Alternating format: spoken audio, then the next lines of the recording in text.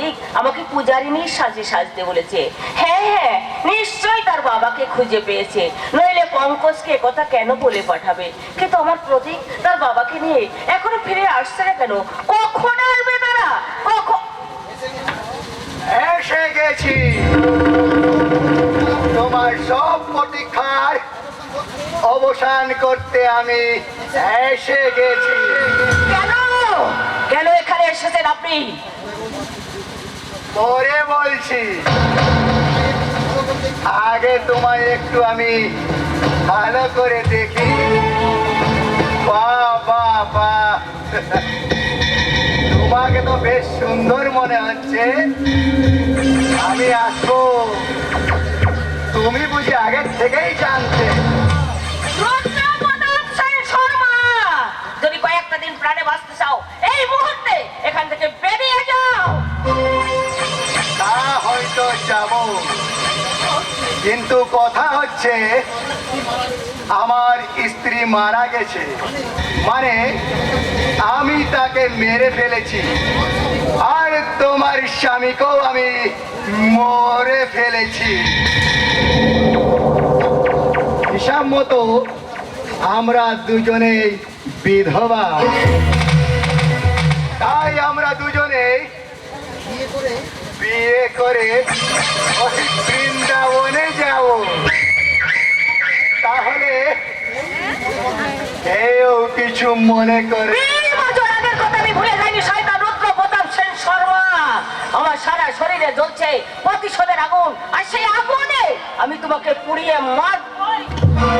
না না না না, পুড়ে মরব না, সেই আগুনে আমি আমার শরীরে একটু গরম করব। তুমিও 20 বছর উপবাসী, আরে আমিও।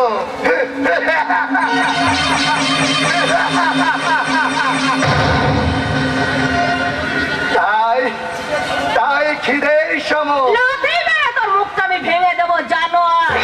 তোর অত্যাচারে জর্জরিত হয়ে নারী থেকে আমি নাগিনী হয়েছি, আর সেই নাগিনীর ছবল তোকে খেতে হবে। না না না, তা কি করে হবে? এই যে তোমার ছেলে আমার মেয়েকে ফাঁসিয়েছে, তাই তুমি আমার মেয়েকে বিয়ের লোভ দেখিয়ে আমার বুকের রক্ত চাইছো? পা ধুয়ে ভালো, খুব ভালো। চলো, তোমার ছেলের রক্তে তোমার পা ধুয়ে নিয়ে তোমাকে আমি বিয়ে করব।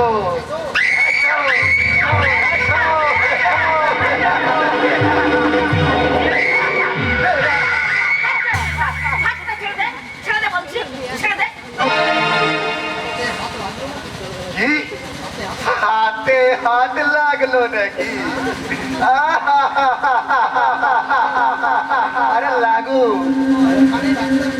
ওখানে ডাক্তার রেডি আছে, এসো।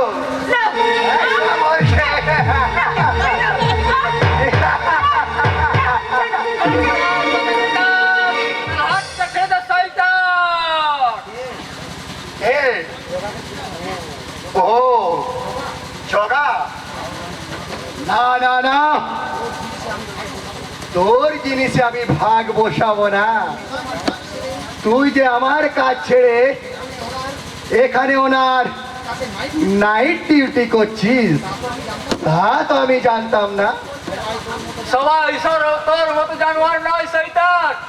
তোর যদি ভালো চাস তার মুখ সামনে কথা বল, নইলে তোর ডিম চাই আমি কেটে দেব।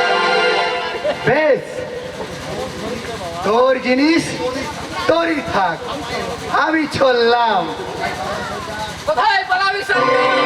বল বল শয়তান, আমার মেয়ে কোথায়? তোর মেয়ে আমি তা কি করে জানবো? সব জানবি জানোয়ার, যখন এই তরবারটা তোর পেটে আমুল ঢুকিয়ে দেবো, মৃত্যুর জন্য তোর শয়তান।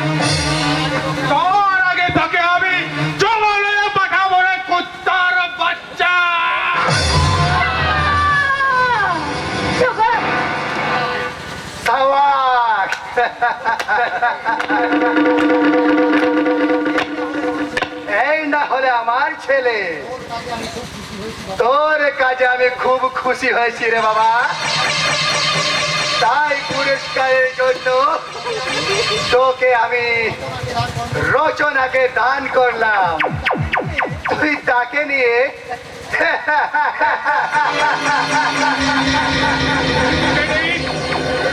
সেই বেজন্মা প্রতীকের মাটাকে জানোয়ার, ভদ্র ভাষায় কথা বল। জানিস ওটাকে তোর মা করছে। কেমন কেমন হবে বলতো? নাই শোবে ড্যাডি। ভগবান, তোমার সৃষ্টি এই পৃথিবীতে এ তুমি কোন ধরনের জানোয়ারকে পাঠিয়েছো, যাদের কাছে মা বোন সবাই ভোগের সামগ্রী, সম্পর্ক জ্ঞান যাদের লোপ পেয়ে গেছে। কলিকাল, এটা তো বেশ ভালো নয়। তাই হয়তো সম্পর্কে ব্যালেন্স রাখতে পারছো না।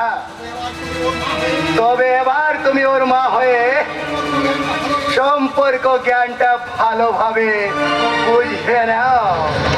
এসো এসো বলছি।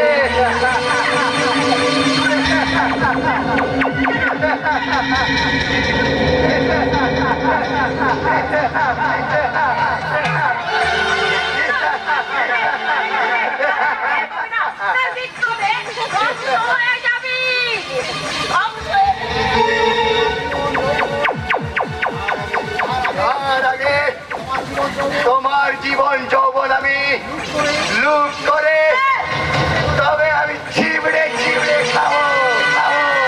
এসো কাছে এসো।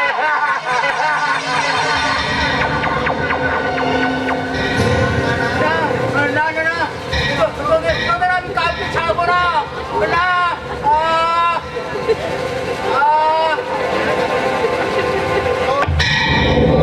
শোন শালা হারামখোর, আমাদের সঙ্গে বেইমানি করে কেউ কোনোদিন বাঁচতে পারেনি, আর তুইও পারবি নি। যা, নরকে গিয়ে তোর মহাপাপের প্রায়শ্চিত্ত কর হারামজাদা। মা, ও মা, এ কি ওখানে পড়ে কে? আর তুমি এই বাচ্চে? আমি না মানে ও, তুমি সেই শালা শুয়োরের বাচ্চা? তোমাকেই তো আমি খুঁজছিলাম। তুমি বিশ্বাস করো, আমার কোনো দোষ নেই। আমার পাপের তরি কানায় কানায় পূর্ণ হয়েছে। সেদিন দাদার জন্য তোমাকে আমি ছেড়ে দিলাম, কিন্তু আজ আমার থেকে রেহাই পাবি না রে। আমায় তুমি ক্ষমা করো।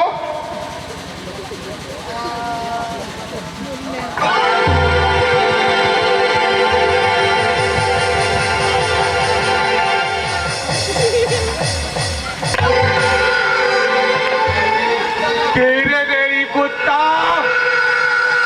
ভীষণ সেন শর্মাকে খুন করবি তুই।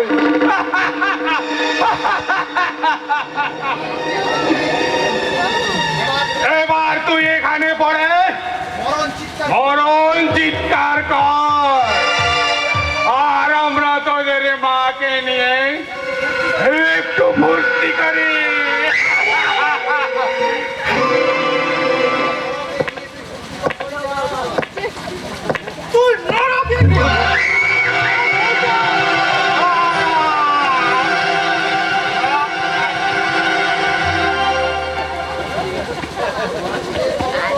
বাঁচলে তবে তো দেখবি, বাঁচতে তোকে দেবো না রে শয়তান।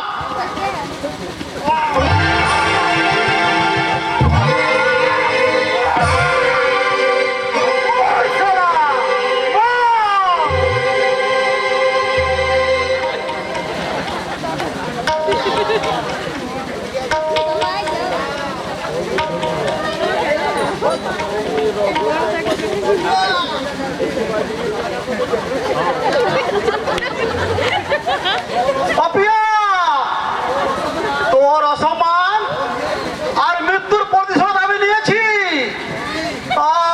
আমি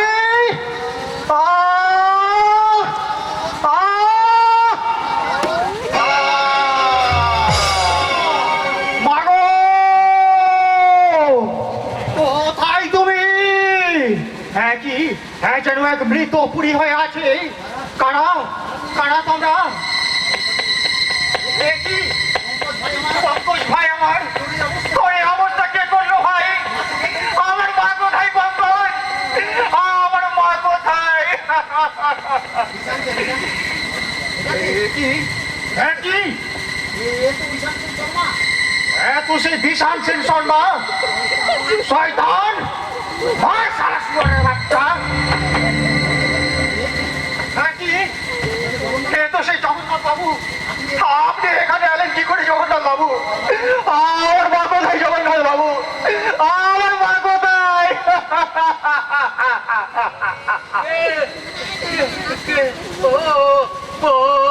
দিদু বাবু, তোমার মাকে রুদ্র বলতা। জগন্নাথ বাবু, দাদা, এ হয় না, এ হতে পারে না। আমি অনেকগুলো দাদা ভাইকে হারিয়ে, তবু আমি তাদের জন্য আমার চোখের থেকে দু ফোঁটা জল ফেলাবার আমার সঙ্গে। আমি যে এই গৌভাগিনী মায়ের সন্তান, তাই তো সকলকে ফেলে আমায় ছুটে যেতে হবে আমার সে মায়ের সন্তানে। মা,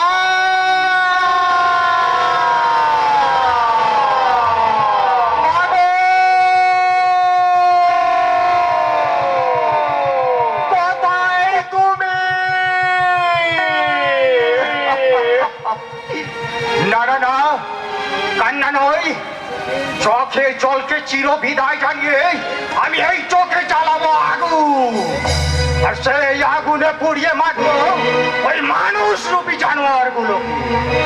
জানোয়ার রুদ্র প্রতাপ সেন শর্মা, আমি আসছি। যা করার আমিই করছি। পারবেন না, পারবেন না দারোগা বাবু, পারবেন না, কিচ্ছু করতে পারবেন না।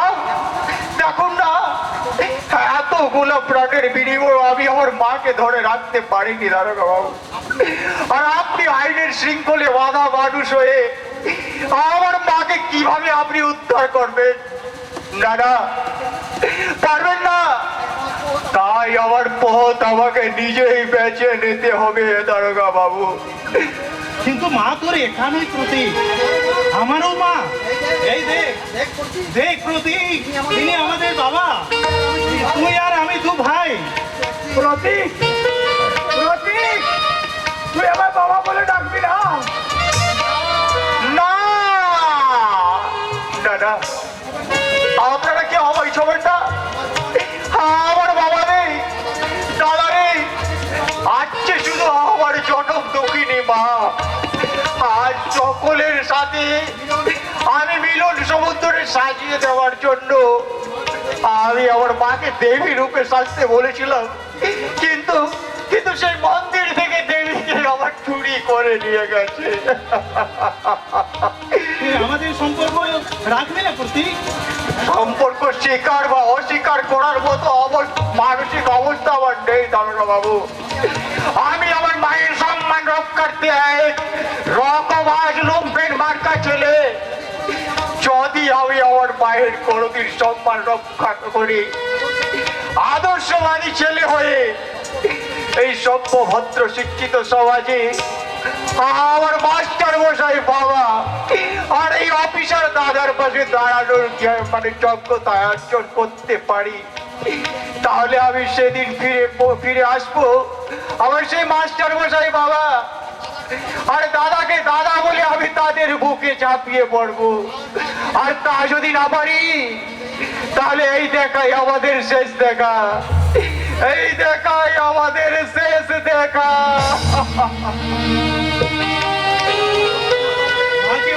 করতে না পারলে প্রতীক যে পাগল হয়ে যাবে। কিন্তু আমাদের তো উচিত এখনই ওকে অনুসরণ করা। না, তা সম্ভব নয়, কারণ এতদিন ওকে আমি ভাই হিসাবে না চিনলেও আগুনের স্ফুলিঙ্গ হিসাবে বহুদিন থেকেই চিনি। যে বাতাসের সঙ্গে উড়ে গিয়ে কিংবা মাটি কুড়ে উপরে উঠে অন্যায়ের প্রতিকার করে, তার নাম প্রতীক। তাই বলে একজন শয়তান সৃষ্ট মিথ্যে গোবরে প্রবেশ করতে ছুটে গেল, আর আপনি এই পোশাকটা পরে দাঁড়িয়ে দাঁড়িয়ে তাই দেখলেন? আপনি জানেন ওকে অনুসরণ করার মতো সাধ্য কারো নেই। এরপরে হয়তো বলবেন আপনার মাকে আর ভাইকে বাঁচানোর দায়ও আপনার নেই। হে তুমি কি বলছো মা?